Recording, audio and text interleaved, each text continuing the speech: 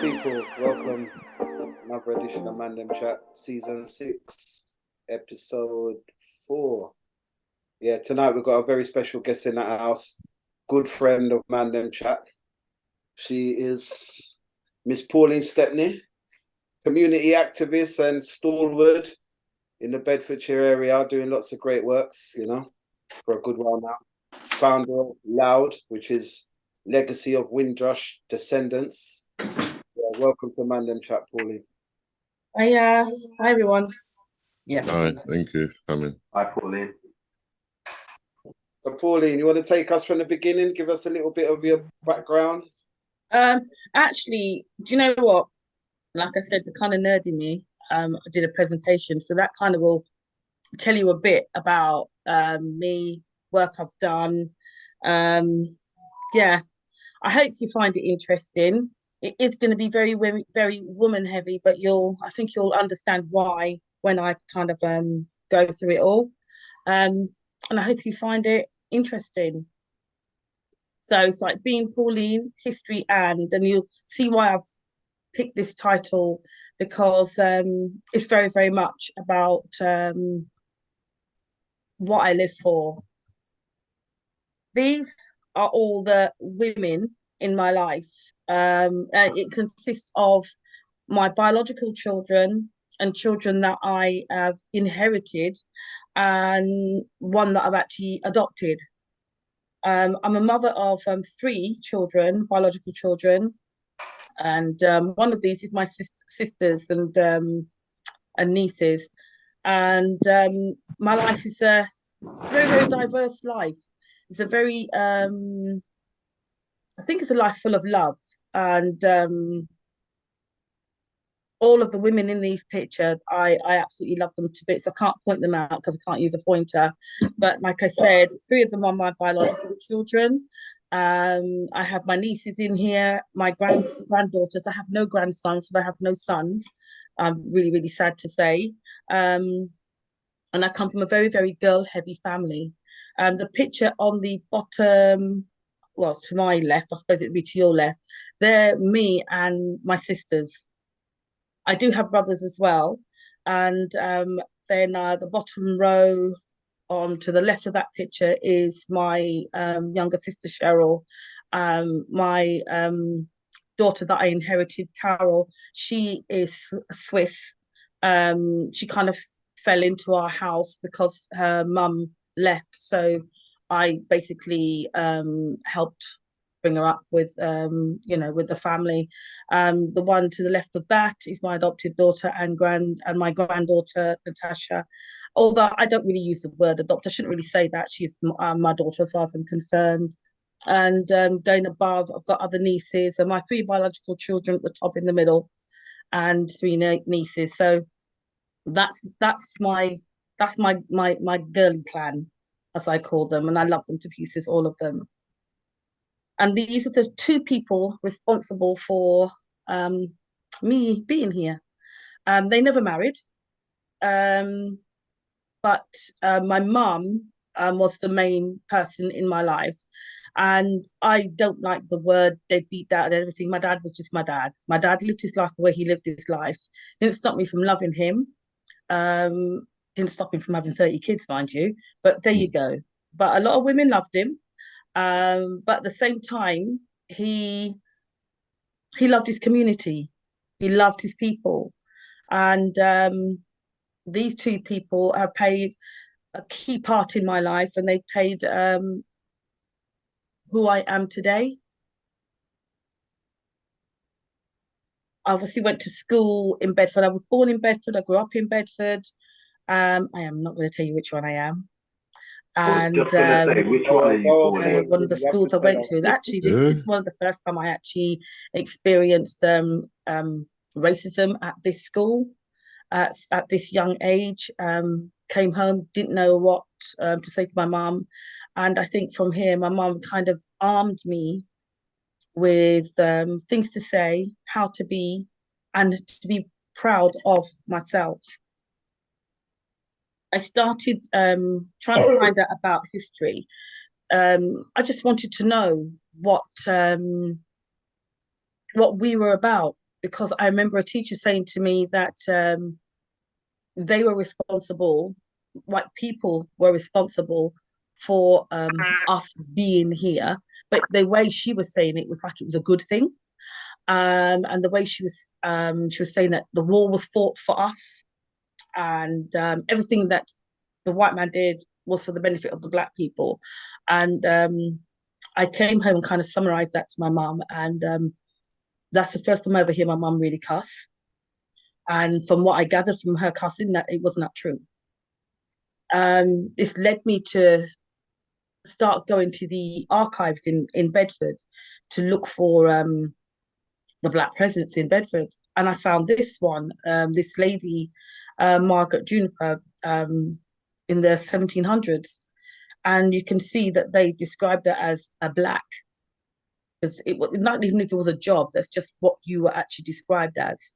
And a lot of the times what I found out, to my dismay, shock, whatever, that you could be called a black or a blackamoor, or but when you died, your name became Moore or Blackmore or Blakemore or something. So when you see those names, sometimes white people have those names, Black, Blackmore, Moore, anything.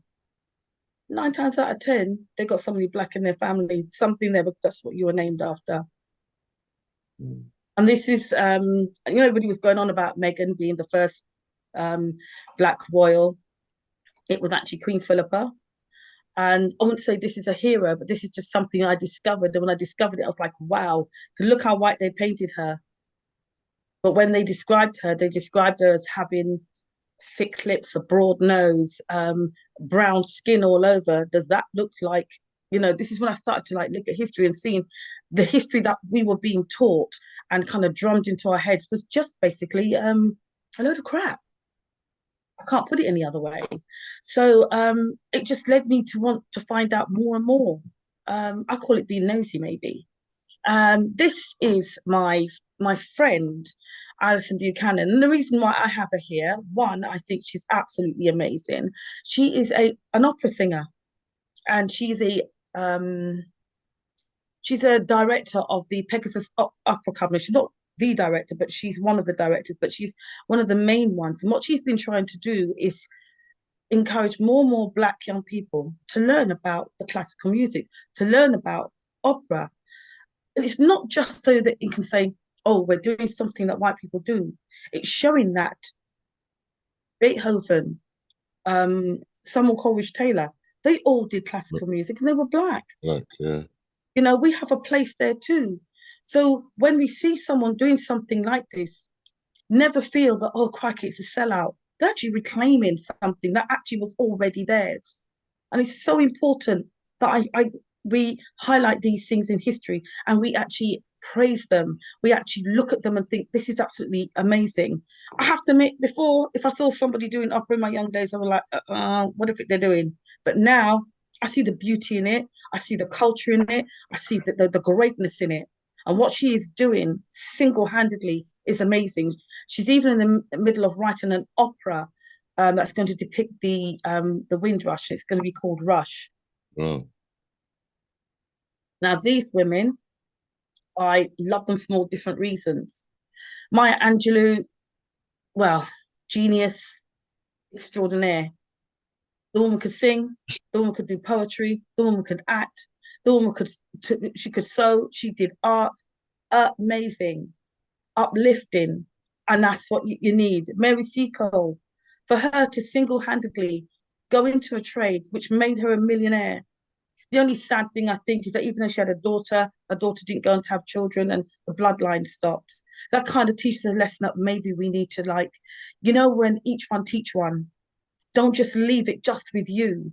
Because if you've got something, and yes, people may take our ideas, people may try to copy us, but when you die, it dies. Who does it pass on to? No one. So it's like a harsh lesson there that even though we may think, oh, we can't always keep it together, and I know I try not to say it now, but I still do say it when I say, we don't do this, we don't do that, because I think when we keep on doing that, we're bringing ourselves down. We got to look at the things we can do, the things that we are doing. Like here today, This is fantastic because you're a group of people who are sitting there talking to each other, conversing with each other, sharing with each other, So when people do say to us, we don't, or black people don't, tell them to stop. There's a saying, if you say someone's stupid for too long, they believe it. If we keep on saying we don't, we can't, we don't, guess what? Nothing's going to happen. So we've got to basically say, this is what we can, this is what we are, this is who we are. And keep on showing. We may get knocked down, stand back up. As long as your feet are still working, stand back up. You can sit, just sit, but still scream.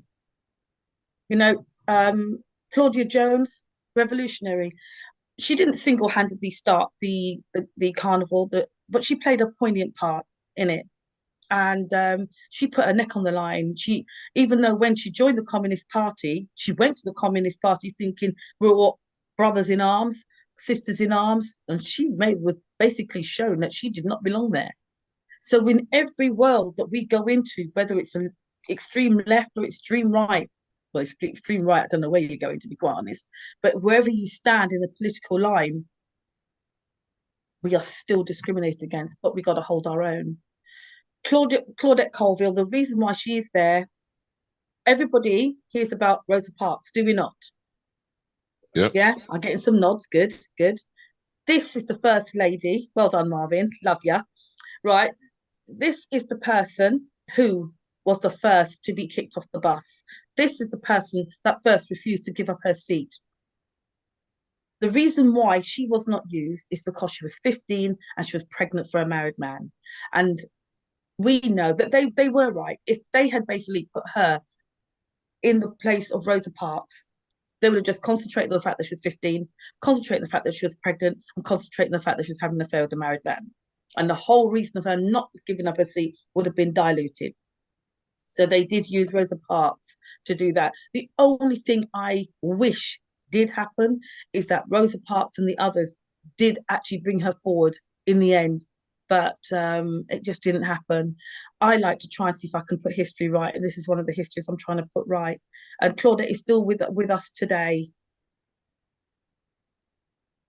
Now, when George Floyd was brutally murdered in front of the whole world,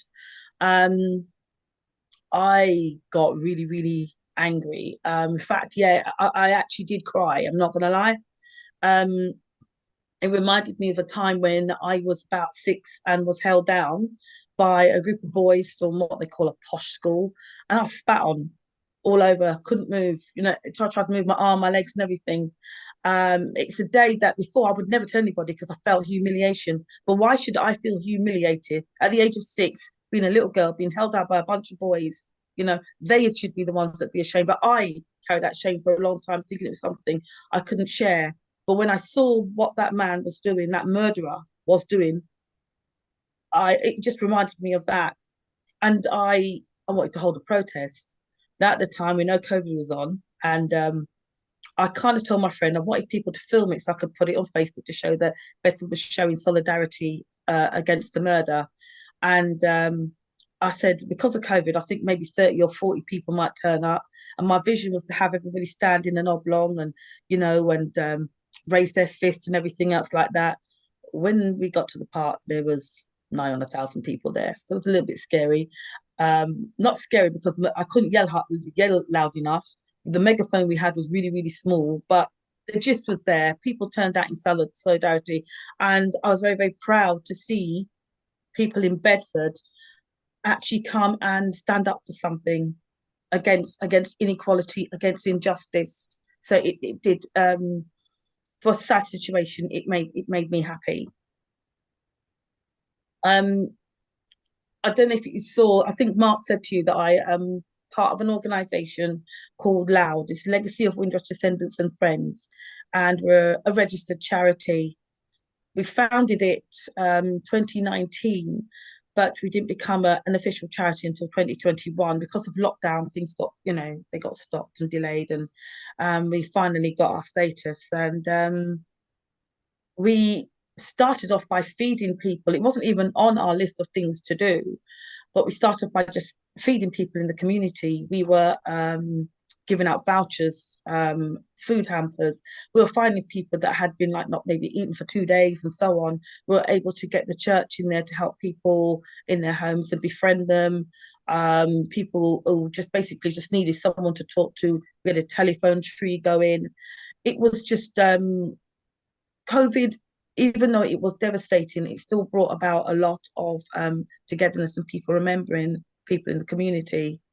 But one of the things we started was International Women's Day. No, not the actual event, but I just wanted women to just get together and just talk. And I contacted a friend of mine called Catherine, and I said, I want to do something for International Women's Day. I'm not quite sure how I want to do it, but I want to do something online, as that's the only way you can do it. And we asked some women to come forward, and they had 3 to 5 minutes to say who they were and what they did. Alison, the one I showed you from the opera company, came forward. We had the then High Sheriff. We had a comedian.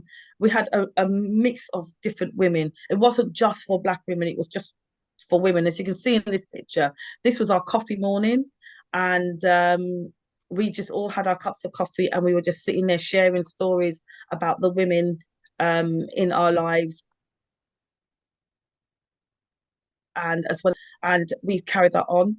We then started, when we could meet face to face, we started Sisters in Sound, SIS, and it was just a bunch of women again coming together, DJing. The event was for everybody, but the whole thing was going to be just run by women, and we had poets, singers, and DJs, and again that still carries on to this day. We also do Windrush Day. I never say that we, I say commemorate. I don't say celebrate. I can't, because this whole thing was born out of tragedy. This whole thing was born out of people losing their homes, some people dying still without getting citizenship. We can't forget that. But I think we should commemorate, take this opportunity to put us in history, to show where we fixed this country, we mended this country. You know, the people who are our grandparents or parents, depending on how old you are, came over here and mended this country. And again, I don't know if you've ever seen they always say 492 Jamaicans, and that's it. It's either they can't add, or they were too scared to say that it was over 1,000 people. I'm not sure. 1,027. Yeah. There was, I'm trying to get my maths right now again. I think there was 198 from Trinidad, and it went on to Jamaica and got 599 people. 492 of those people were Jamaicans. I hope you're adding this up, you know. Yeah. Then they went over to Mexico and got 66 people, but they were all Polish women and children. And then they got 164 people from Bermuda. So in total, that was 1,027 people, not 492. So like I said, either they couldn't add or they didn't want to scare people. Because you say numbers in the thousands and everybody goes, ah, you know, not thinking there's actually a few million people already living here. My dad started the West Indian cricket team, which is why I put this picture in here. And he did it because he said he wanted to break down some barriers because he got really, really sick and tired of the racism he was facing. Plus, the man did love and breathe cricket. That's all he wanted to do. Cricket, cricket, cricket, cricket. So much so that when he started this team, there was actually 8 white men on this team first. But he never told them what the initials stood for. It's only when one time one of them said, so BWICT, what's that? And he goes, it's the Bedford West Indian cricket team. So they're like, we're not West Indian. So he called them all the men from the Isle of Wight. And that name stuck until in the end he did get his get his team fully Caribbean.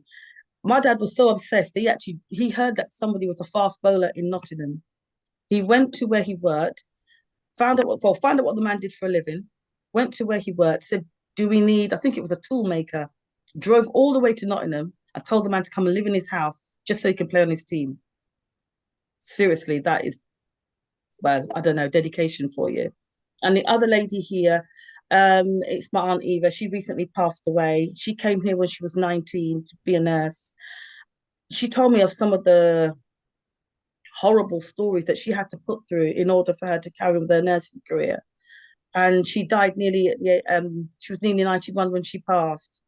But again, she was one of those strong people that when you were feeling down, when you were feeling as if you just couldn't cope with things, she would always have that wise word to say to you. She would always have that thing to uplift you all the time. So, that is why I've included her in this. Part of what we do in L.O.W.D, I'm going from one thing to the other here.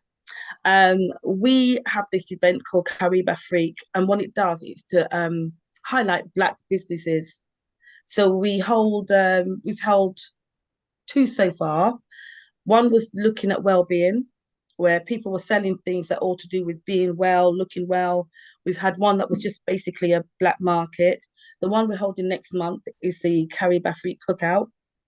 So if you do know anyone that has a food and hygiene certificate and wants to sell their food, come along. The stalls do not cost that much, and come and promote your business. The whole thing of this is to promote Black businesses. When we first got this grant, we didn't just keep it to ourselves. There were some people that said, "Oh, I want to do it, but I need a logo, or I want one of them pull-up banners." So we used some of the money to actually pay for those things. So when they had their stores, they looked a little bit more professional and looked the way they wanted to look. And that's one of the things that we try to do, is to share what we have in our charity, so that we can grow. One of the youngest stall holders, and Mark will know this, she started her business when she was 12, and she's nearly 14 now, and she makes jewelry. And we're doing everything we can to help support her, trying to get her a mentor that can actually help her, because business is where she wants to be. And I think we do need to encourage more and more young people, not just to look at trades and everything else, but anything you learn, even if you go and do a degree, do something in business. Try and see if you can do a business with it. So if all else fails and you have to meet all of the barriers you meet in the career you've chosen, you can turn it into a business of some kind. I did that with my daughters. Each one of them had to do something in business as well as their chosen profession. So my eldest one, she did journalism, and she's now running a PR company. My other daughter, she was doing dance, but she became a psychologist. But she did a business course just in case she wants to take on private clients, or do some kind of therapeutic work in business. And the last one does she does marketing and PR. She makes adverts and so on. What she's doing now, even though she works in a job, she still takes on other kind of contracts as well in order to keep her going. So it's just something I try to pass on to them, to ensure that they're growing in the community, and able to pass it on to their children and other people in the community. My oldest one actually does a free event every year where she actually helps people who've got businesses brand and help them in trade as well. And it's just something that she feels is very, very important. And she tries to her utmost best to ensure that even if the staff isn't Black, they are aware, and they know what the issues are. If they don't, then they're going to have a real, real hard time, because she doesn't stand for inequality of any kind. Now, in my little pastime, I know I told you about Sisters in Sound that we did with International Women's Day. That kind of took me on a new hobby in DJing. I'm not saying that I'm good, I just like it, okay? But we did get the opportunity from a gentleman. We went to an event in Luton, and we played with Trevor Sachs and Coxon, which was kind of a big deal for us, because we grew up hearing about him. To actually be on the same bill as him and actually stand in the same arena as them was really, really uplifting for us, especially we'd only been playing for like 6 months, but it's still brilliant. So you can see that we are called the ITAL Trio, because there are 3 of us, even though there's only 2 of us in some of the pictures, and we enjoy it very, very much. Everybody's got to have a pastime. I love music, and I have my little twin deck at home, and every now and again I will make the windows rattle and the floor shake with the music. I do love my bass, and I do love my dog. Now, I said it did very, very woman heavy, didn't I? But these are the men in my life. My dad sadly passed, but the man with the sunglasses, that's my other half, Ezron, love him to pieces, and he's very, very, very supportive of what I do. And to be quite honest, a lot of what I do, I couldn't really do without his support. He's like my backbone, rock, whatever you want to say. But whenever we are doing something in the charity, he's always there. He's always in support. He's always holding my hand, and and he has to put up with the fact that I may get up at 2 o'clock in the morning, get the notebook out, and start writing something. Can either be a poem or I may have had an idea. And bless him, he just goes, "Are you all right, babe?" I say yes, and I just carry on writing, and then I just go back to sleep. But yeah, bless him, he has to put up with all that. The two men that I'm sandwiching between are my two big brothers, Ken and Roy. And again, my absolute total admiration of my brothers. Again, they are always there for me. And on the other side is Ezron's dad, my other half's dad, who has known me since I was a baby. He actually went to school with my mum. And as far as he's concerned, I'm his daughter. And that's my dad. And love him to bits. Just, I don't even want to kiss the picture now. It's just like my little cutie pie. Absolutely love him to pieces. And this is my mum. She passed when she was 81. But the reason why I've got this story here is my I come home with the book Robinson Crusoe, and my mum said, "Oh, what's that?" And I was telling her about Man Friday and all this, what happened in the story. And she goes, "So what is that again?" So I said to her, "It's Man Friday, and this man," and he looked after him. Mum said, "Hold on, what do you mean?" I didn't know what my mum was on about, but she became quite angry. Anyway, next morning, mum and me, she went down with the book, and she says to the teacher, "My daughter is not reading this book because I'm not having her read something that makes her look as if she's second class." And so the teacher said, "Oh, I don't know what you're on about." And my mum said, "So this man knows the language of the white man and his own. And yet, so the white man is too lazy to learn the black man's language and calling him Friday and trying to make himself look superior. Who is the more intelligent, the one who knows two languages or the one who knows one? And if my daughter's going to grow up to think that this man is somehow superior to her, I'm not having it." So the teacher got a bit defensive, and she started telling my mum how many years she'd been in teaching. And my mum said, "That doesn't matter. For in order for you to continue to teach, you must continue to learn." And then she just said, "Come, baby." And that was it. My mum went to school quite a lot, actually. When we were called immigrant children, my mum said the only place that my child emigrated from at the time was her womb, and therefore she will not have that title.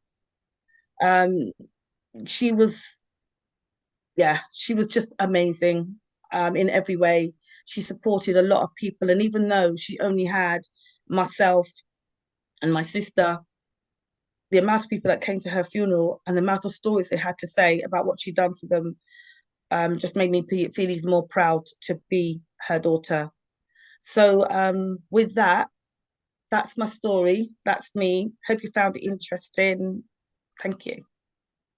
Thank you. Yes, Pauline. That was really great. That was nice. That was really nice, wasn't it? Yeah, good presentation, man. Loved it. All right. Open the floor. Any questions?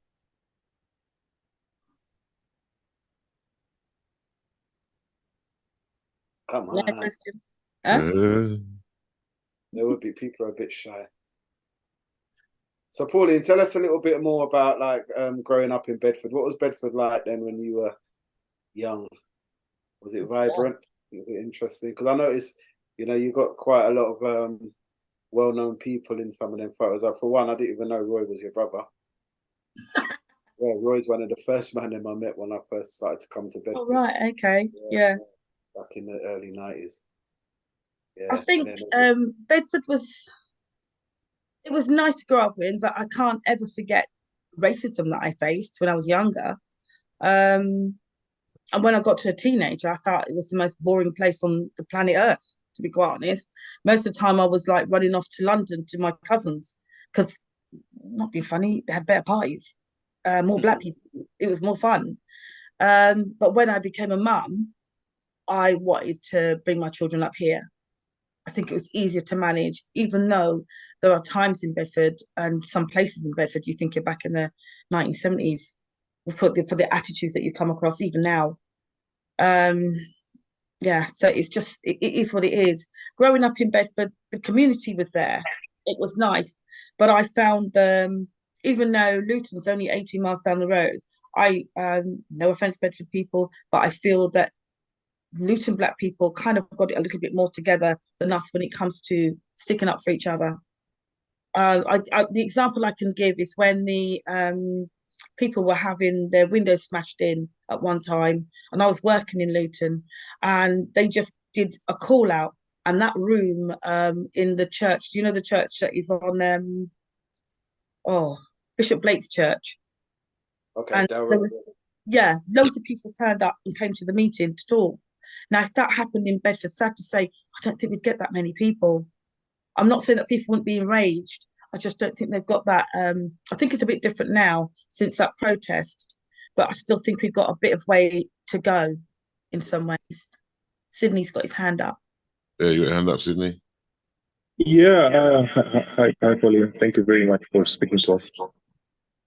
I have more of a comment.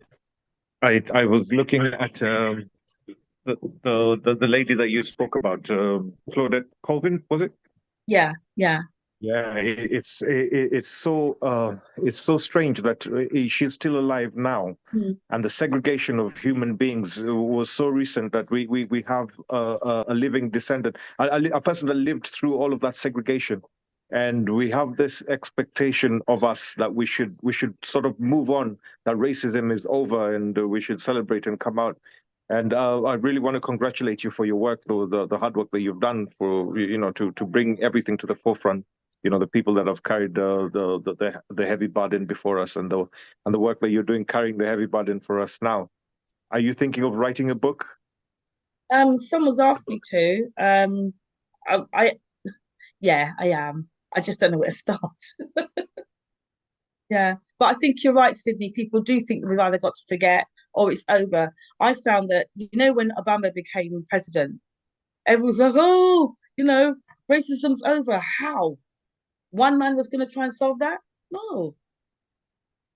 Can't change the attitudes, can you? By just having somebody black as a president. And look what they did to him. Look what they did to his wife. So I mean, that was really poignant when you pointed out Rosa Parks and the difference on what actually happened. I didn't know that. I really didn't know that. I don't think many of us knew that one. I didn't. Yeah. That's really interesting. Digged into history and pulled out some facts for us. Thank you. That's okay. There's quite a lot of history, even around here, around little old Bedford and Luton. There's a lot of our history that's tied into Bedfordshire itself. Looking at slavery, if you know the amount of slave owners there are in Bedfordshire or were in Bedfordshire, and why they gambled. There was one family that they were gamblers, and in the end they lost all of their slaves, the people that were stolen, to gambling fees. And one of them, the dad was a little bit of a player and had married two women, and all of their money, they lost everything, and the solicitor got everything because they were trying to fight for who was the rightful son. Their name was Payne. And even the family that owned that big place, that big museum is it Stock something Park in Luton? Stockwood Park. Stockwood Park. The whole of that family's gone. And I think a lot, when I actually look at the St. John's, the Paynes, I think, that whole thing, karma is a lady dog. I think some of them have actually paid because they've lost their money. And things good things have not happened to them, or the families just died out as a result. And I think it's a result of them getting involved in the slave trade. Can't find my hands up. I think their families are Crawleys, isn't it? Yeah, that's right. Yeah, as well, the Crawleys, that's it. Yeah. You should see their actual paperwork, their accounts, and they had like the cost of the house, they had the cost of the horse and cart, they had the cost of the coal, all the barrel, everything that, whatever they were using. Right at the bottom was the chattel. Mm. And there was like all this cost to them, and he got more money because he gave them names. And there's another guy that lived in Luton, Hibbert, and he christened his, but it wasn't because they said, oh, he christened them because he loved them. No, it's because he got more money. Mm. It was never done with a good intention. It was a good intention what they could get out of it. They said when Black Lives Matters was all kicking off, there was talk that the council were going to change the names of the two streets. Yeah. They did, did they? Crawley Road and Hibbert Street. The Hibbert funny Street. thing, the irony of it, Pauline, I'll tell you a little bit about Crawley Road. Crawley Road is probably one of the most infamous streets in Luton as well. It's always been known. It's known for Rice. It's known for Hell's Angels. It's known for all sorts of things. I think they've got a gay parlor down there. They've got also. It's a very sort of infamous street over the years. It's funny. Mm. Yeah. See, but church has just recently closed down on Crawley Road. It's been there 120 years. It's recently closed down. Did they close it down because of the name? No, it's Berry Park. They just closed down because they're not getting. Nah, you're wrong there, perhaps. It's on Berry Park Road. That one's closed down. That's not Crawley Road. That's Berry Park Road. Crawley Green Road. No, it's not Crawley Road. It's Berry Park Road. Yeah. Bottom of Waldeck Road there. Mm. Yeah. I'm my area, that man. I'm my area. What? Go on, Seafood. You had a question. Sorry, you finished, Mark? Yeah, I did have a question. If you ready? Yeah. Thanks for coming in. That's great history. I love that. I was watching a program called Atlanta. It's like a comedy, American comedy. Do you know about that? Yeah. They do a lot of parodies and strange episodes in it. And one time they did an episode where all people that have ever owned slaves, if their family had ever owned slaves, the current people under that had to give up their job, give up their house, give up their car. That was a good episode. I saw that. You loved that? I loved it. Yeah. Everyone can watch that still. They had to pay a percentage of their wage to the families that they owned. Okay, as part of reparations. What do you think reparations should look like if we ever get it? I think it should be a little bit of money, but I think it should be putting something to our infrastructure, set up our infrastructure, and the infrastructure has got to be black-led. There's so many times. Actually, the vice chair and myself had a meeting with an organisation yesterday. They want to set up a mental health alliance, and what they said was, we've got these 3 organisations. So I said, are there any black organisations involved? Are we going to be partners?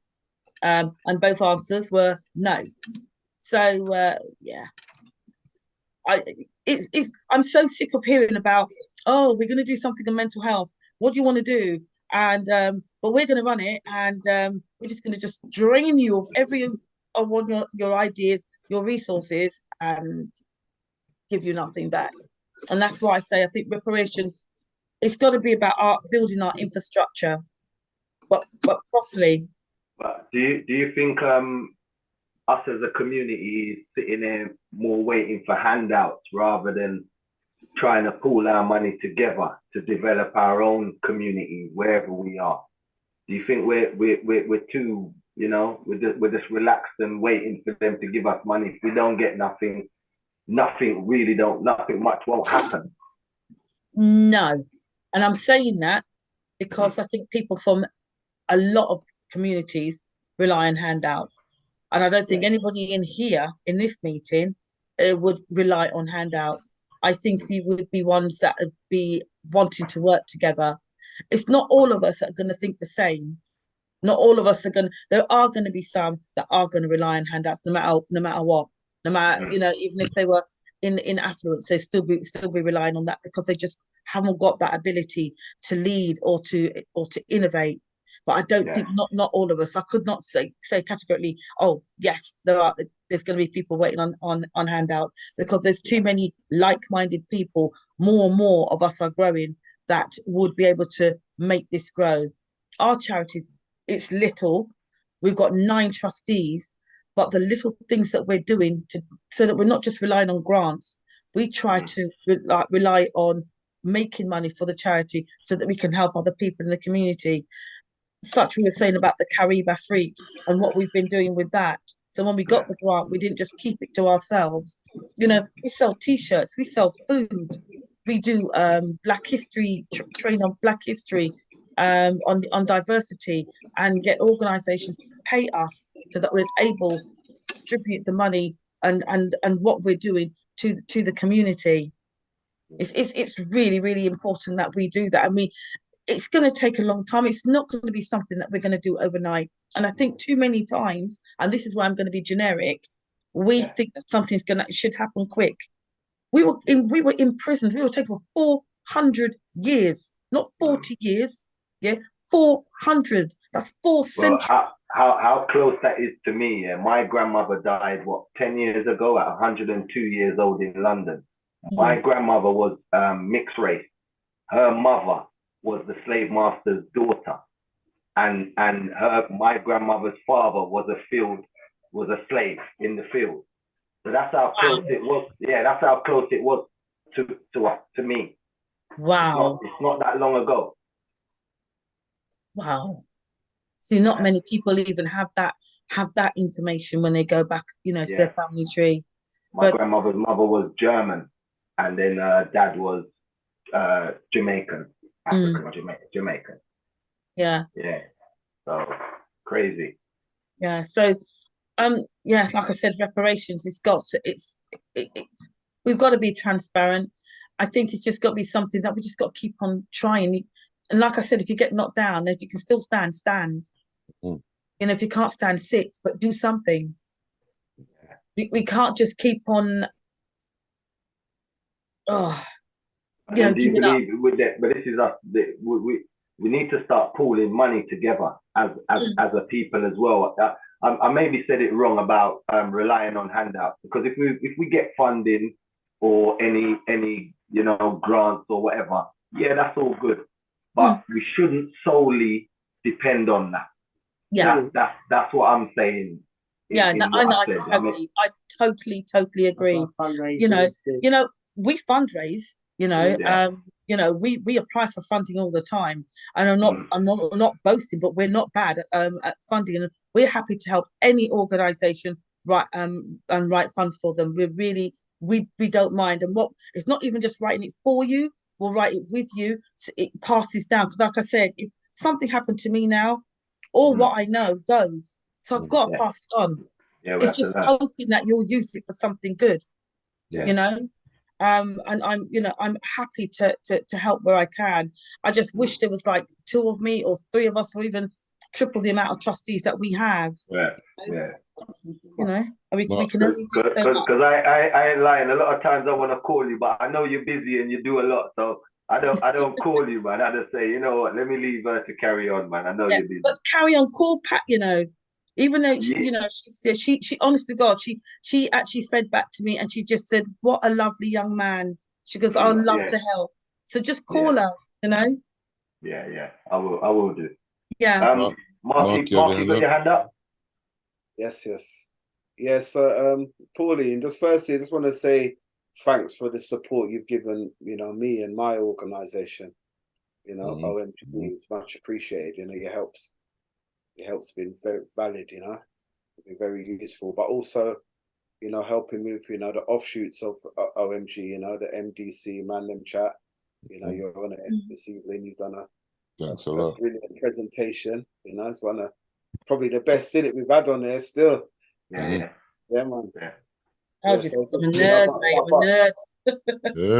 But what I was gonna ask, Pauline, so I've noticed, like with my organisation, for example, all of my allies, all of my key networks and supports, they're all female. All of them. They're all female. Yeah, there's not really anyone on the male side are taking the lead, even though we've had lots of male tutors and other people involved. You know what I mean? When it comes to the the real work, what gets done, and all that, it's all women. It's all support from women, and I've noticed that there doesn't seem to be no men really. You know what I mean? Willing to step up and get involved in stuff.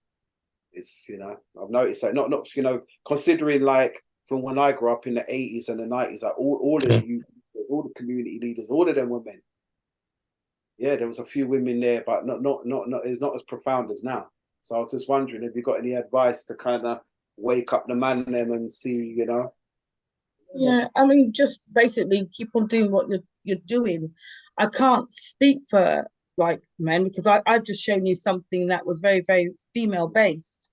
I'm And not saying I'm saying like more any suggestions really. Suggestions. I just think as long as you've got the help, I do get what you mean. As long as you've got the help, keep on going.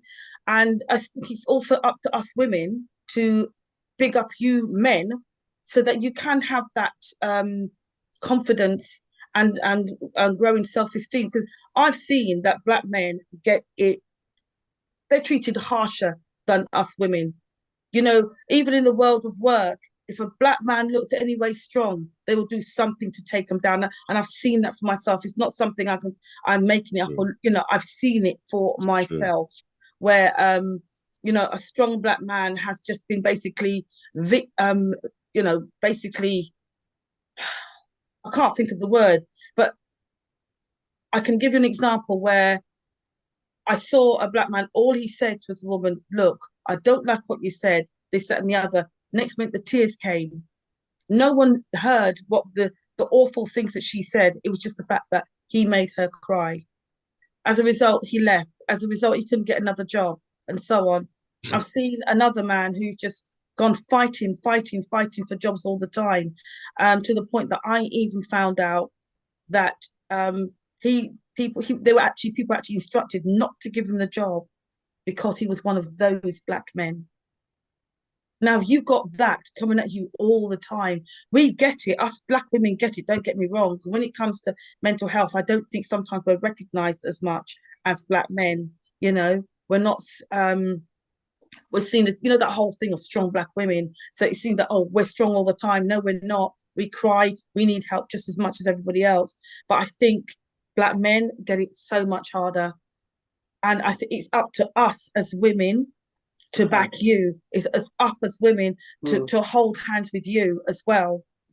We can't all do it alone. No, we need to unite, don't we?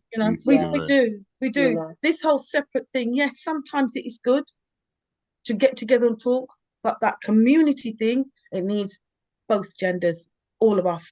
Masculine and feminine energy. Yeah, because not being funny without them, there ain't no picnic. That's right.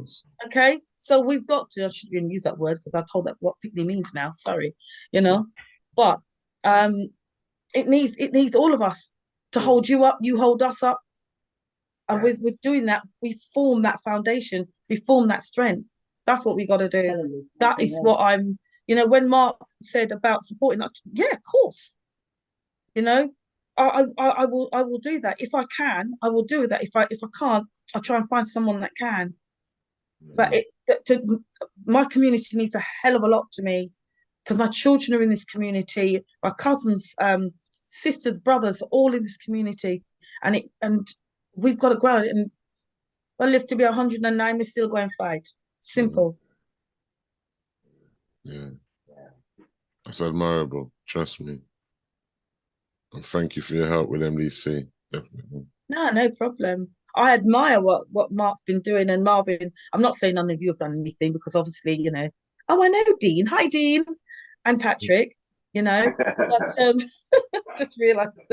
Yeah, but I just think that we, as a community, yeah. Do you think we're doing enough, fast enough, considering how things are going? Everything at its own pace. Don't look at what's happening over there, sir. Look at what you're doing here. Okay, you can only go as fast as you can, but if you're slacking, right, get off. let somebody take it. And like I said, if you've got information, share it. Don't keep it to yourself. You're dead tomorrow, it's gone with you. Who did it help? No one. You know, just keep on helping. Yes, we're going to get the people that might use it for different means or might go and do something else. I mean, even me myself, I have my little haters. Who doesn't? But some of the haters makes me feel good because I know that I'm doing something right. Some of them are just thinking, oh God, I wish I could just slap you, grow up, because they don't see that they're damaging our community. Yeah, and you just carry on, you know, and even if it's something that we can all form together, I would love to help. You know, I know this is called Mandem Chat, but sometimes have it mixed, and you know, Yeah, we'll come in and help. We do. Thank you. Faro, you had a question? Hi, yes, I did. Let me. Oh yeah, hello. Yeah, thank you so much for the subject. I just read right in the middle, but I think it's something that we all relate to one way or the other. It's the subject of repatriation. I was just wondering, as you were talking, is there any kind of legislation with the British government where there is like a deliberate kind of legislative drive, even from the community, to say, let's start to do something within communities about reparations? I'll give an example. I've been involved in the reparations project that's happening in Jersey. So in Jersey, what they're doing is not very heavily involved, because I'm involved in my own field of work, so I only know a little. But they are starting with people acknowledging. So the families that with people, like you're saying, people who involved, the companies that were involved in slavery, they are, first of all, they are being made to acknowledge, first and foremost, they were involved in it. And then from there, they are then asking people to kind of like what you said, contribute to community initiatives that involve Black people or people who were prejudiced by slavery. I was also wondering, even in our local community here, if you go to an MP, for instance, and ask him, what can you do about reparation? Is there any legislative plan? I mean, because yes, they can build infrastructure, but I think it's hard for anyone to want to start to build infrastructure if it's not sanctioned legislatively. I don't know if it makes sense. Yeah, I know. I think I get what you're saying. I don't think they've actually made anything legal, because I think the reason why it's not is because once, like for instance, remember there's never been an apology either, because if there is, there's grounds for us to sue and to get that. But as history unfolds and we discover more and more, you know, we can possibly hold people to account. You know, I know in America there's been a few. I don't know if you heard about this strip of land that all the people were moved off, but they, you know, when they look back on everything, they had to give the family back the land, and it was worth millions. And I think Britain are trying to hide that. You know, Is that but land I think there's more of a move to not let us find out and not let us see. But we should go to those companies, Aviva, the railway, even the NHS. You know, but all of, you know, Barclays Bank. Barclays, yeah. Crikey, the Bauhaus. They Tate and Lyle, all of that. White, you know, the white gold, the sugar. Yes, they should be doing something more for us, and we should hold them to account. And maybe that's where we need to. Some of them have started. Some of them have started, but it's nowhere near enough, in it. Of course it isn't. Of course it isn't. I think Lloyd's of London have started, and University of Glasgow. University of Glasgow. That's the two I know of, but you know what I mean. But it's do you think we're strong enough for them to even really listen to us? Are we economically strong enough? Are we culturally, socially strong enough? If we unite, yes. Yes, if we unite, yeah. Yeah, and why not? You could start now. You could start today. Yeah. But do you think they would really ever just like put your hands up and say, all right, listen, you got us, we did this, this, and this, we're going to pay you back. Things will do a 180, brother. Not being funny. You're sitting there with your riches and everything else, right? And that's what you're used to. You really going to give that up without a fight? That's what I'm saying. You know? but That's what I'm saying. go down a legal route, yes. I mean, I'm not saying we shouldn't try. Yeah, sorry, I'm not saying we shouldn't try, but like you just said, they're the type of people they'd rather mash it up than you eat. You know what I mean? The resources from Africa, from the Caribbean, you know, what we've helped build this country as well. We've got shares in it. The resources from Africa and Caribbean has built many empires around this world. That's right. So things for them to admit what they've done, things is going to do a 180. And as you just said, Pauline, they're probably not willing. There was a program on TV where a guy was tracing the family of slave masters, the family of, and when he gave them the evidence he had, and some of them even knew, when he knocked their door, they knew. He asked them point blank, are you willing to give up now some of what you've accumulated and what you've received? Yeah. You understand? In inheritance and all that, knowing where it's coming from. They said no blatantly, but they knew, they were sorry. They, according to them, they wish it never happened. Yeah. Not one person said they're willing to step down and give up what they've got. That was that guy in the mansion, isn't it? Knowing where it's come from. That was the guy in the mansion, isn't it? When they went into the mansion and he was walking around and showing him and that. He made out that he was very sorry about the whole thing, but he wasn't willing to give up nothing. If we ever get anything, we're gonna get a fraction of what we really deserve. Yeah. So it's just for us to come together and just redevelop it and rebuild it back for ourselves. This is what it is. This is our vice chair, Karina. Hi. Hello. Got something to say now. Well, I was going to say there was one lady that did it. She was a journalist for the BBC.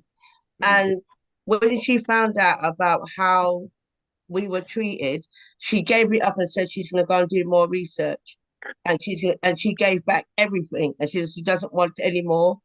And she's going to go and do the research. And that's what she went and did. She announced it on the news. The BBC couldn't believe it. She said, no, I don't know part of it because obviously I did not own this legally. It was built that was in Grenada, wasn't it? I think. That's right, Mark. You saw it. 100 grand, I think. That's right. That's right. But look, there's enough there's enough black historians. You understand? Look, there's enough black solicitors, lawyers, barristers. You understand? Exactly. But who is willing to put it on the line? This is the problem. Who is willing to put it on the line? But you know what? It's not even a case of who. All of us should be. You know, hello.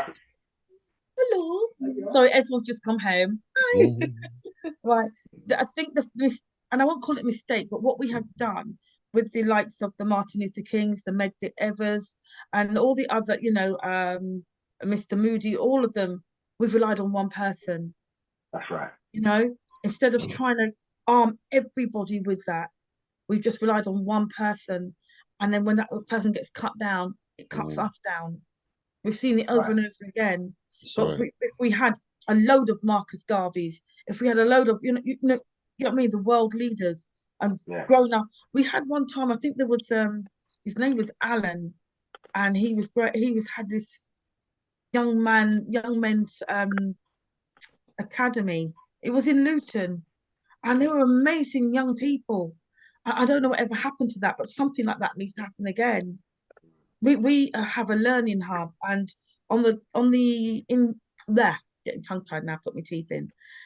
In August, some of them are going to be learning how to make patty, roti.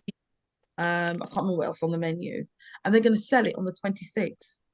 They're going to learn about business. So we've got a lady up here called Judith Jack, who's going to talk to them about being entrepreneurs.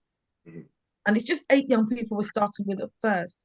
But imagine if we kept doing that and get that in our children's heads from now, teach them about money management and so on, because that it is important. Teach them about business, teach them how to be, to whatever they're thinking of to get the innovation going.